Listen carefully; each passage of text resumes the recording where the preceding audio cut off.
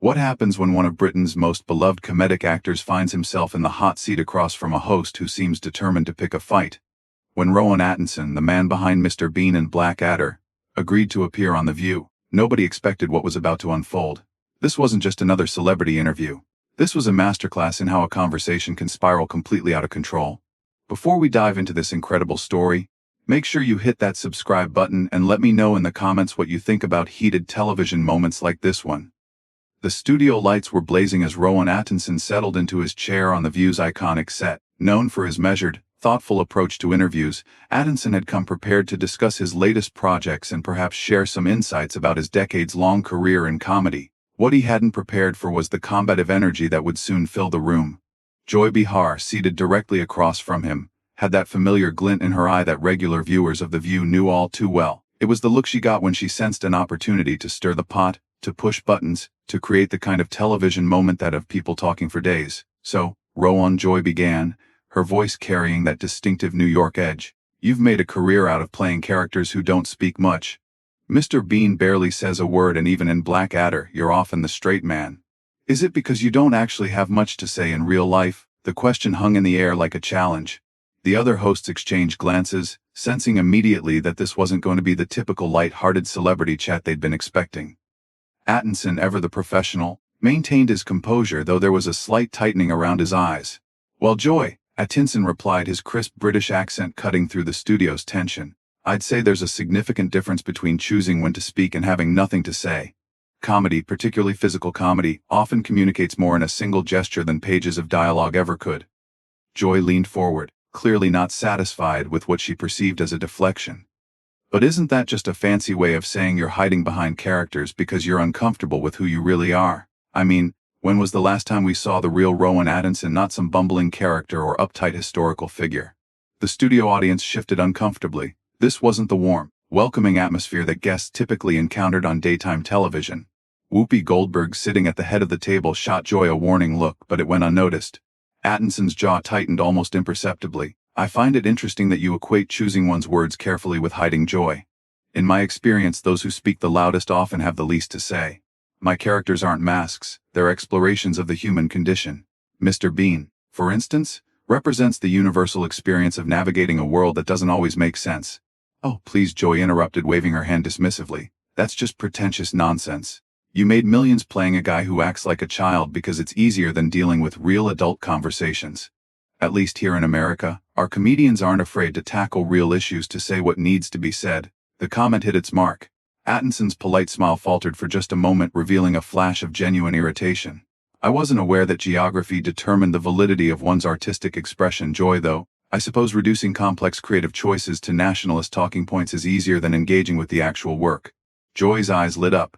She'd found her angle, her way to make this interview memorable. Nationalist talking points. That's rich coming from someone who's made a career out of perpetuating the stereotype of the bumbling British fool. Tell me, Rowan, how does it feel to know that your most famous character is basically a grown man with the mental capacity of a toddler? What kind of message does that send to kids? The other hosts were now visibly uncomfortable. Sarah Haynes tried to interject with a lighter question about Atkinson's upcoming projects, but Joy bulldozed right over her. I mean, seriously, Joy continued, her voice rising slightly. When parents put on Mr. Bean for their kids, they're basically saying it's okay to go through life being incompetent and irresponsible. Is that really the legacy you want to leave? Atkinson's hands, which had been resting calmly on the armrest of his chair, slowly clenched into fists. His voice, when he spoke, was measured but carried an undertone of steel that hadn't been there before. Joy, I'm beginning to suspect that you've never actually watched any of my work with any degree of attention. Mr. Bean's appeal lies not in incompetence, but in his unique problem-solving approach and his resilience in the face of everyday challenges. Children connect with him because he sees the world differently, not because he's incapable problem-solving. Joy laughed, but it wasn't a pleasant sound. The guy can't figure out how to put on pants without causing a catastrophe. And don't even get me started on Blackadder, where you play characters who are either completely cynical or utterly powerless. What is it with British humor and this obsession with failure and misery? The studio had gone deadly quiet. Even the camera operators seemed to sense that something was going very wrong. Atkinson's professional facade was beginning to crack, and viewers could see the real man underneath. The artist who had spent decades perfecting his craft, only to have it dismissed and mischaracterized by someone who clearly hadn't done her homework. I think Atkinson said slowly, his words carefully chosen, that you're confusing sophistication with misery. Joy, British humor has always dealt with the complexities of life. The moments where things don't go according to plan. It's about finding grace and humor in those moments, not wallowing in them. Joy wasn't backing down.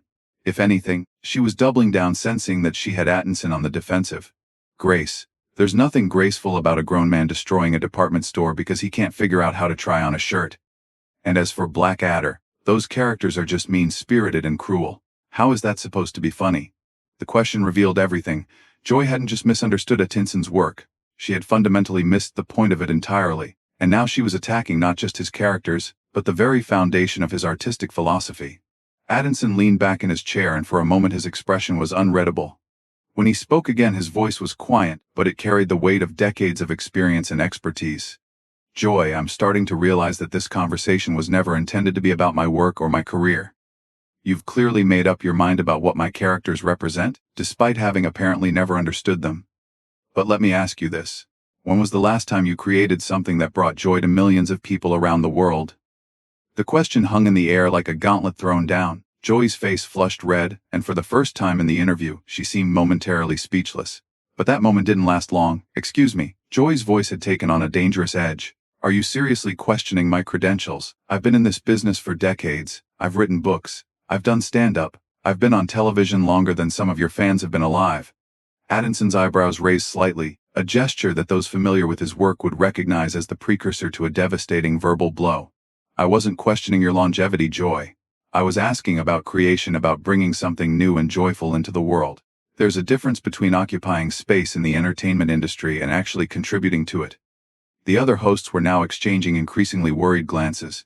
Whoopi tried once again to steer the conversation back to safer ground. Maybe we should talk about your upcoming projects, Rowan. I understand you're working on something new. But Joy wasn't about to let this go. Her ego had been bruised and she was in full attack mode now. Oh, I see what this is about. This is that typical British arrogance, isn't it? You think you're so much better than American television. So much more sophisticated. Well, let me tell you something, Mr. Bean. Your highbrow act doesn't work on me, Mr. Bean, Atkinson repeated slowly. And there was something in his tone that made everyone in the studio sit up a little straighter. You keep coming back to that character as if it's some kind of insult. Do you realize that Mr. Bean has brought laughter to children and adults in over 200 countries? That character has transcended language barriers and cultural differences in a way that very few pieces of entertainment ever achieve. Joy scoffed. Oh, please. Transcended language barriers. He doesn't talk. A mime could do the same thing. Could they? Atkinson's voice was getting sharper now, his professional politeness finally beginning to fray. Because if it were that simple, Joy, why aren't there hundreds of internationally beloved mime characters? Physical comedy isn't just about not speaking. It's about understanding human nature so completely that you can communicate universal truths without words. Universal truths. Joy was practically sneering now. What universal truth is there in watching a man struggle to figure out how a revolving door works? What's the deep meaning behind getting your head stuck in a turkey? The reference was to one of Mr. Bean's most famous sketches, but the way Joy delivered it made it sound crude and pointless. Several audience members actually gasped at her tone. Atkinson's face had gone very still. When he spoke, his voice was quiet, but everyone in the studio could hear him perfectly. The universal truth, Joy, is that we all struggle with things that seem simple to others. We all have moments where the world feels foreign and confusing. Miss Bean resonates with people because he faces those moments with curiosity instead of cynicism, with persistence instead of giving up. He finds wonder in the ordinary and refuses to be defeated by life's small absurdities. That's just Joy started, but Atkinson wasn't finished. And the fact that you can reduce that to a man with his head stuck in a turkey tells me everything I need to know about your capacity for understanding nuance. You see the surface and assume that's all there is. It's the intellectual equivalent of judging a book by its cover and then criticizing the author for your own inability to read. The studio was so quiet you could hear the hum of the air conditioning. Joy's mouth had dropped open slightly. She wasn't used to being spoken to this way, especially not on her own show. How dare you, she said, her voice shaking slightly with rage. How dare you sit here and insult my intelligence? I've interviewed presidents. I've covered major news stories. You've done many things, Atkinson interrupted. And his interruption was so smooth and confident that it stopped Joy mid-sentence. But I have to ask, in all of those interviews, in all of those news stories, did you approach them with the same level of preparation you brought to this conversation? Because if this is representative of your journalistic standards, I'm beginning to understand why American television has the reputation it does abroad. Joy's face was now bright red. What is that supposed to mean? What reputation? Atkinson smiled, but it wasn't a kind smile. It was the smile of someone who had just been handed the perfect opening. Well, Joy, there's a perception internationally that American daytime television prioritizes conflict over content, noise over nuance. That it's more interested in creating viral moments than actually informing or entertaining its audience. I always assumed that was an unfair stereotype, but sitting here today, I'm starting to think it might be more accurate than I'd hoped. You pretentious arrogant. Joy started to rise from her chair, but Whoopi's hand on her arm stopped her. Joy, Whoopi said firmly, maybe we should take a breath here. But Joy shook her off. No, I'm not going to sit here and let this pompous British snob insult me and my show and my country on national television. Atkinson leaned back in his chair, completely calm despite the storm he'd unleashed. I haven't insulted your country, Joy. I've made observations about a particular approach to television production, and I've pointed out that your criticism of my work seems to stem from a fundamental misunderstanding of what that work actually is. If you find those observations insulting, perhaps the problem isn't with the observations. The problem, Joy said, her voice rising to a near shout, is that you think you're better than everyone else. You think your British sophistication makes you superior to us crude Americans. Actually, Atkinson said, and his voice was maddeningly calm, I think good comedy is good comedy regardless of where it comes from. I think thoughtful entertainment can come from anywhere, but I also think that criticism should be informed and interviews should be conducted with at least a basic understanding of the subject matter. These aren't particularly British expectations. Joy, they're professional ones. The other hosts were looking anywhere but at the confrontation unfolding in front of them. The audience was completely silent, sensing that they were witnessing something that was spiraling far beyond normal television boundaries. Joy stood up abruptly, her chair rolling backward. I don't have to sit here and listen to this. This is my show and I won't be talked down to by some has-been comedian who peaked 20 years ago with a character who can't even speak. Atkinson's composure finally cracked. Not into anger, but into something worse. A cold disappointment that was some more devastating than any shout could have been. Has been, he said quietly, rising slowly from his own chair. Joy! Bean's Christmas special aired last month and broke viewing records across 3 continents. My live performances sell out within minutes of tickets going on sale. But even if none of that were true, even if I were exactly the has-been you seem so desperate for me to be, it wouldn't change the fact that you've spent the last 15 minutes demonstrating a complete inability to engage with ideas that challenge your preconceptions. He paused, looking directly at Joy with an expression of profound disappointment. I came here expecting a conversation. What I found was a performance and not a very good one. The words hit Joy like a physical blow. Her face cycled through several shades of red before settling on a dangerous crimson. The other hosts were frozen, unsure whether to intervene or simply let this train wreck continue to its inevitable conclusion. A performance. Joy's voice was trembling with rage. You want to see a performance? I'll give you a performance. You sit there with your fancy accent and your pompous attitude, acting like you're some kind of artistic genius, but you know what you really are. You're a one-trick pony who got lucky with a character so simple that even children can understand it. And the reason children can understand it is because it has the intellectual depth of a puddle. Atkinson stood completely still for a moment, absorbing the full weight of Joy's attack. When he spoke, his voice was so quiet that the studio microphones had to strain to pick it up. Joy, I want you to listen very carefully to what I'm about to say because I'm only going to say it once. He took a step closer to the panel, his presence somehow commanding despite his calm demeanor. You have just spent the better part of 20 minutes demonstrating exactly why intelligent discourse is dying in American media. You came into this interview with your mind made up, your talking points prepared, and your agenda set. You had no interest in learning anything about my work, my process, or my perspective. You wanted a target and you thought I would be an easy one. Joy opened her mouth to interrupt, but Atkinson held up a hand and something in his gesture was so authoritative that she actually stopped. But here's what you failed to understand. He continued, his voice growing stronger. The reason Mr. Bean has endured for over 3 decades isn't because he's simple. It's because he's honest. He approaches the world with genuine curiosity, with hope, with a willingness to try again when things go wrong. He doesn't assume the worst about people or situations.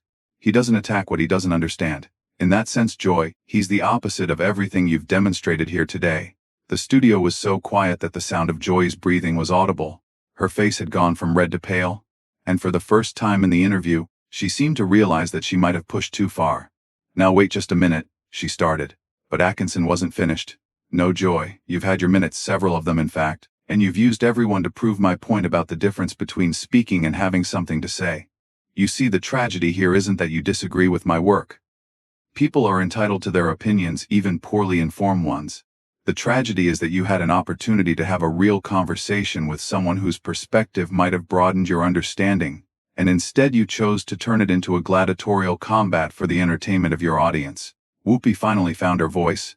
Rowan, I think maybe we all got a little heated here. Why don't we? No, Whoopi, Atkinson said, turning to look at her with genuine regret.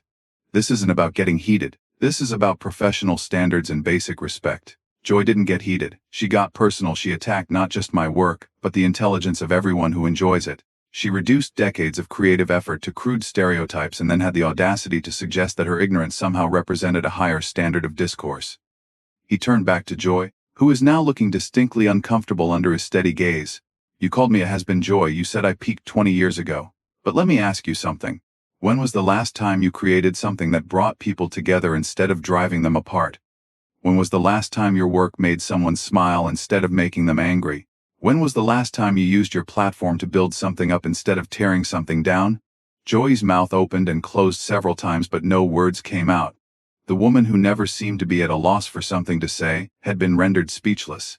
You know what the real difference is between American and British comedy?